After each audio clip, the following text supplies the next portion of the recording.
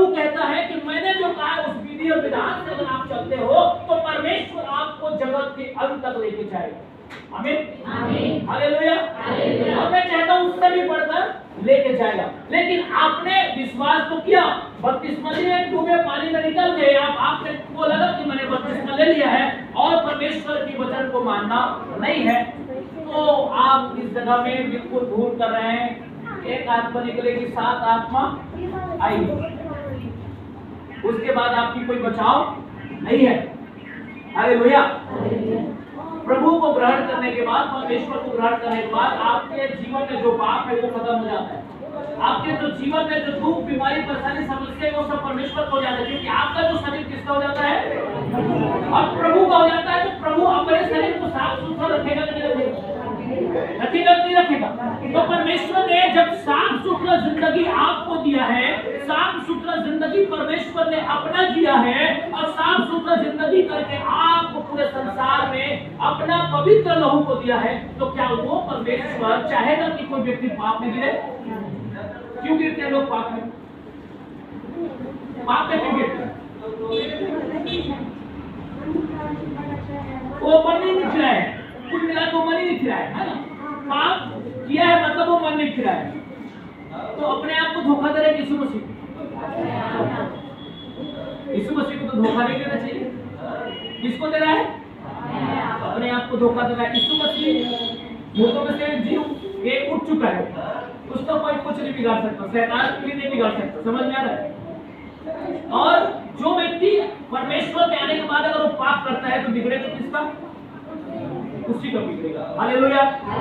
मैं आपसे कहता हूँ कि खोजे ने इतना, जो उसको संसार से कोई मतलब नहीं है, ना उसको शादी करना है, हालेलुया, तो ऐसी जिंदगी वो उसने पाया है। खोजे ने, समझ में आ रहा है? ऐसा कोई जिंदगी उसको नहीं मिला है जो कह सके प्रभु मैं तेरा धन्यवाद। सही गलत है? वो उसको कुछ ही नहीं मिला है, फिर भी कहता है कि तू मेरा परमेश्वर है। और हमारे देखो, हम लड़के हैं, हम लड़की हैं, हमारा शादी भी होगा, बच्चे भी होगा, नाना प्रकार के हम जिंदगी को जिएंगे, फिर भी कहते हैं प्रभु तुम्हें नहीं जानते। हालेलुया। उसने नहीं कहा खोजे, उनको पता चल गया कि मेरा बनाने वाला कौन है? परमेश्वर। उनको पता चल गया कि स्वर्ग से यीशु मसीह धरती पर आया, उसको पता चल गया कि परमेश्वर ही मेरे जीवन का आधार है।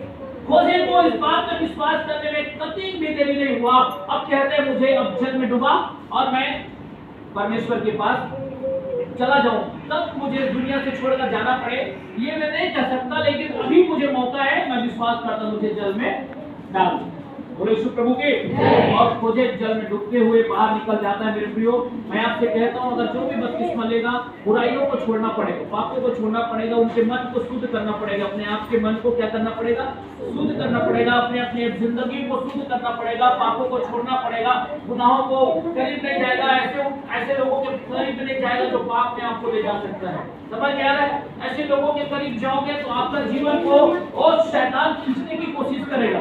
समझ में आ रहा है? सबसे ज्यादा परमेश्वर अपने बेटा और बेटी के लिए इस दुनिया में आया है। कोई पेड़ पौधा जीव जंतु के लिए नहीं आया हो, वो अपने संतानों के लिए धरती पर आया है। आमीन हालेलुया।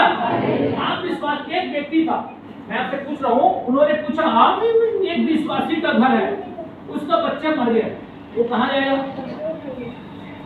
एक विश्वासी है जो प्रभु का विश्वास करता है, उसका बच्चा मर गया, वो कहाँ जाएगा? कहाँ जाएगा? परमेश्वर के पास जाएगा। लेकिन उसके घर अब वो पूछता है कि तू कहाँ जाएगा? मैं आप लोग से पूछता हूँ, आप लोग कहाँ जाओ? कहाँ जाओ? आप इस दुनिया से चले जाएंगे तो कहाँ जाओ? कहाँ जाओगे? आप लोगों को भरोसा है, आप लोग का जमाने नहीं निकल रहा है, कहाँ जाओगे? मैं तो पूछ रहा हूँ, कहाँ जाओ?